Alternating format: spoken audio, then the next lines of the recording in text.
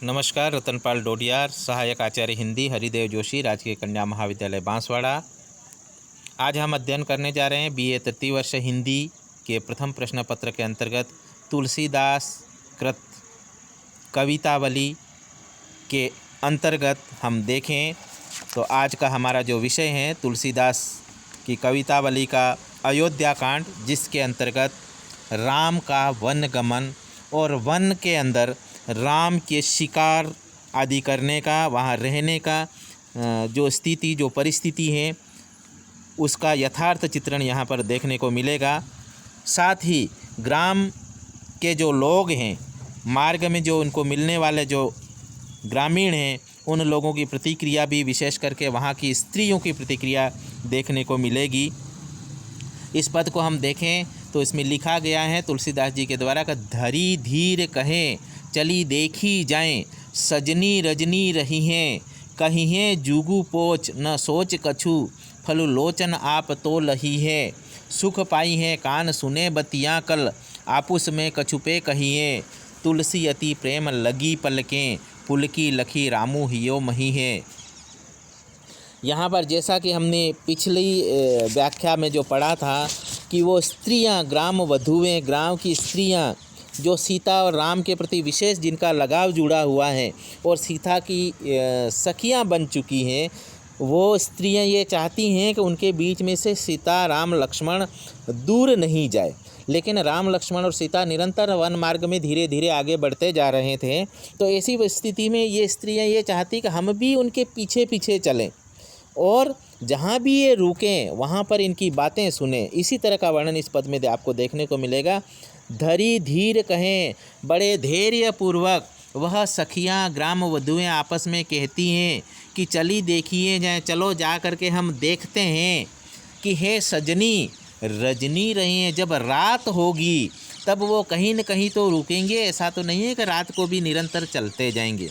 जब रात को वो कहीं रुकेंगे तो कहिए जुगु पोच, भले लोग हमें कहेंगे भला बुरा कि तुम्हें ऐसा नहीं करना, या लोक मर्यादा के खिलाफ भी हो सकता है हमारा उनके पीछे पीछे चलना। लेकिन वो कह रही कि न सोचू कछु, लेकिन इसकी चिंता मत करो। फलु लोचन आपन तो लही है, हम हमारी आँखों से उनके दर्शन का लाभ तो ले ही पाएंगे, भले दुनिया हमें कुछ भी कहें। सुख पाई के कान सुने बतियाँ कल, सुख पाएंगे, हमें सुख हो मिलेगा, हमें तृप्ति मिलेगी हमारे कानों को। सुने बतियाँ कल, उनकी सुंदर सुंदर बातचीत को सुनने से हमारे कानों को तृप्ति मिलेगी। आपस में कछुपे कहिए, आपस में कुछ न कुछ तो वो चर्चा करेंगे, आपस में कुछ न कुछ तो वो संवाद करेंगे, आपस में कुछ न कुछ तो वो बात करेंगे, तो उसको सुन करके हमें बड़ी प्रसन्नता होगी। तुलसी अति प्रेम लगी पलके, तुलसीदास जी कहते हैं कि इतनी कल्पना मात्र से वो स्त्रियां के हम उनके पीछे पीछे जा कर के इनकी बातें सुनेंगे, उनके दर्शन करेंगे। अति प्रेम लगी पलके, बड़े प्रेम में, भावुकतावश, अनुरागवश, श्रद्धावश जब वह अपनी कल्पना मात्र से आंखें बंद कर लेती है, पलकें बंद कर लेती हैं, तो पुलकी लखी, वह पुलकित हो उठती है, आनंदित हो उठती है, यह जान करके कि रामू ही ये मही है। अरे राम को, जिनको हम देखने के लिए इनके पीछे पीछे जा रहे हैं, वो राम तो हमारे हृदय के अंदर विराजमान है, हमारे हृदय के अंदर हमें दर्शन दे रहे हैं। यह जान करके वह बड़ी आनंदित हो जाती है, बड़ी खुश हो जाती है कि राम तो हमें बंद पलकों में भी दर्शन दे रहे हैं। और इस तरह से वह उनकी खुशी का ठिकाना नहीं रहता है। इस पद के अंदर अगर हम देखेंगे तो ग्राम वधुओं का भोला भाला और उत्सुकता पूर्ण स्वभाव यहाँ पर देखने को मिलता है, और वह स्वभाव उनका यहाँ विशेष करके प्रभावी बन पड़ा है।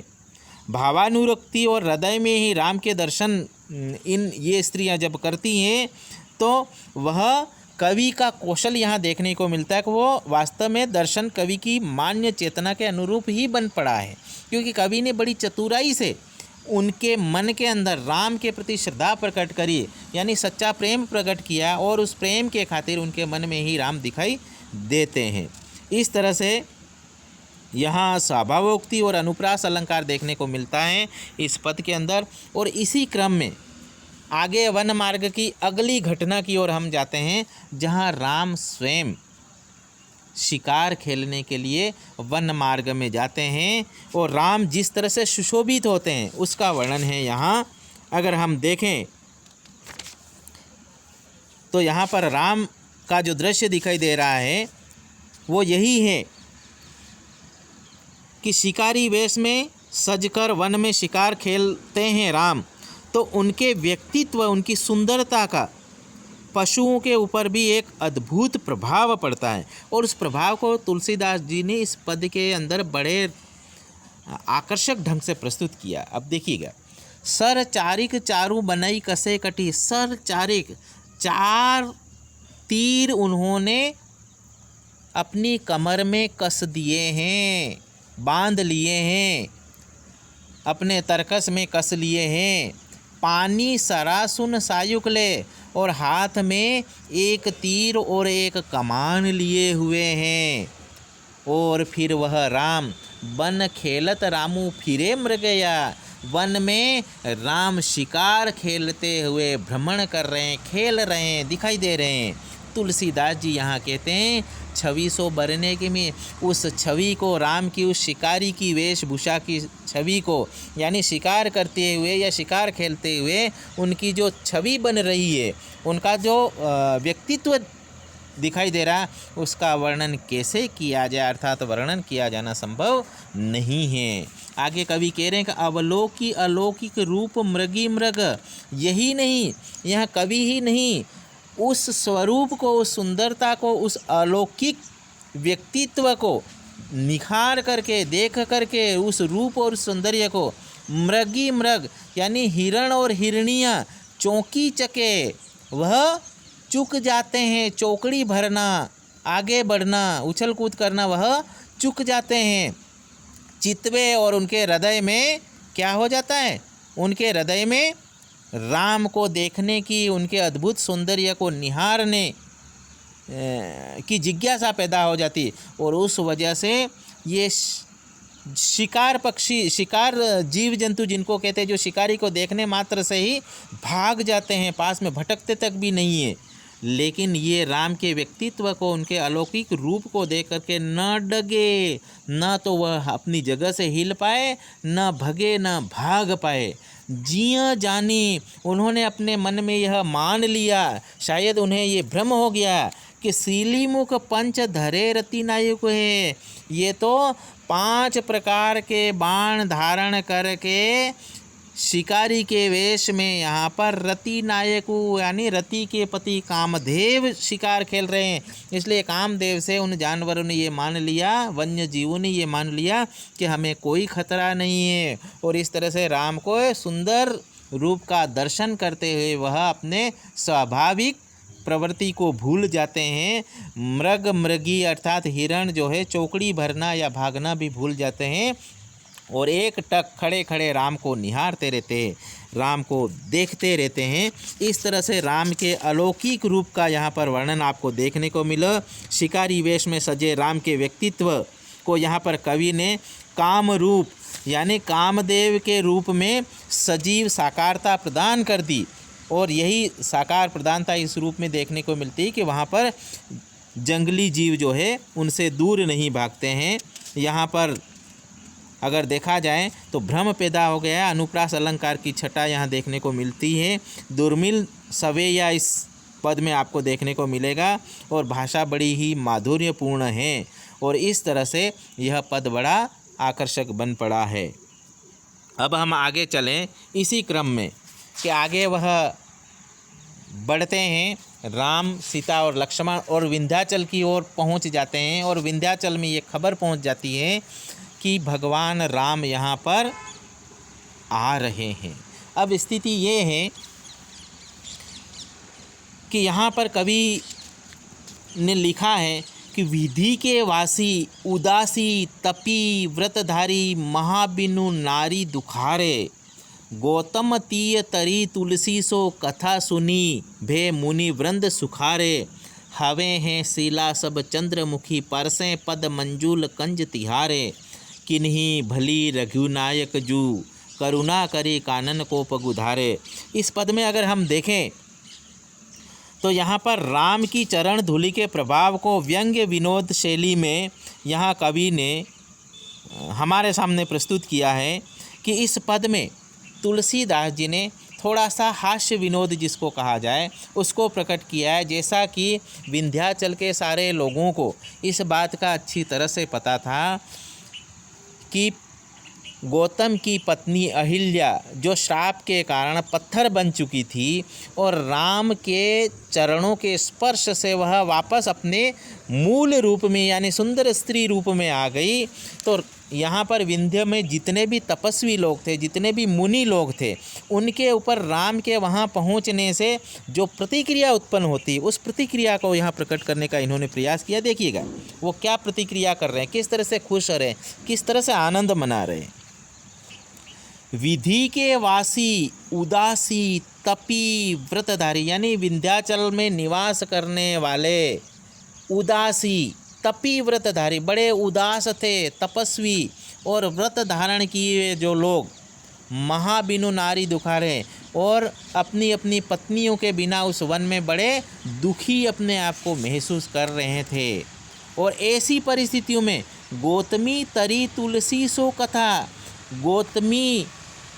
गौतम की पत्नी अहिल्या जिस तरह से उनके स्पर्श, चरणों के स्पर्श से तैर गई थी, मोक्ष प्राप्त कर गई थी, ये तुलसी की कथा उन लोगों ने सुन रखी। तुलसी कह रहे कि वो कथा सब लोगों ने सुन रखी थी।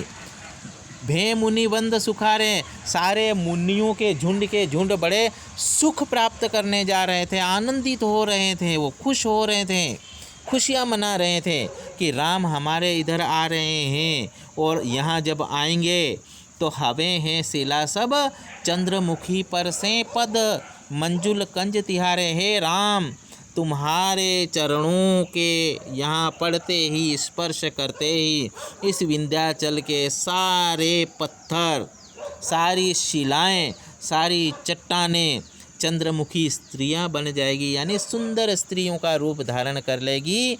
और इस तरह से स्त्रियों का जो दुख है, स्त्रियों की जो हमारी कमी है, उस कमी को राम के आते ही दूर कर दिया जाएगा। अर्थात राम उस कमी को दूर कर देंगे और हम पत्नी सुख को प्राप्त कर पाएंगे।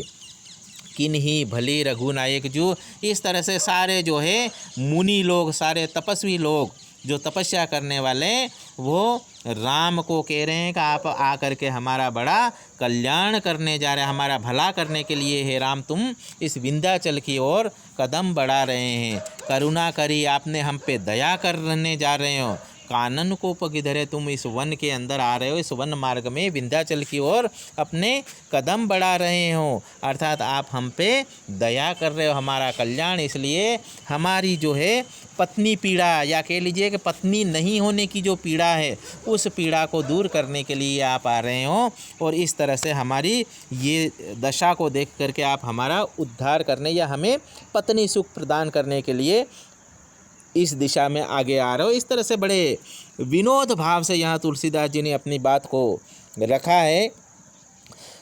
अगर देखा जाए तो कवि ने अपने आराध्य राम की चरण रज का ही यहाँ कह लीजिए कि चित्रण किया है और उसका महात्म्य बताया है।